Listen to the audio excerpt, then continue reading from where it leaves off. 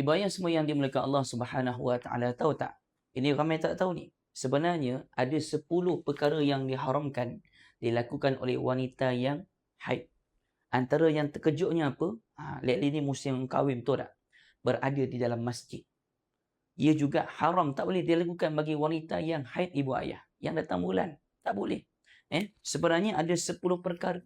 10 perkara yang diharamkan bagi wanita yang datang bulan. Dia tak boleh buat benda ni. Walaupun dia nak kahwin, saya nak kahwin ni, saya memang nak kena duduk dalam masjid. Tak boleh. Tak boleh, ibu ayah. Benda yang haram tetap haram. Jadi wanita sekalian, jomlah dapatkan kitab ni, kita belajar tentang 10 perkara tersebut. Takut-takut kita buat. Ibu ayah, wahai suami, jangan biarkan anak kita, isteri kita, keluarga kita jahil tentang darah wanita ni. Sebab kalau mereka jahil, mereka berdosa besar dengan Allah. Mereka tinggal solat. Bahkan kita juga berdosa sebab biarkan mereka tak pandai tentang perkara ini. Kita tekan back kuning sekarang, jom kita belajar. Tekan back kuning, dapatkan kitab ni.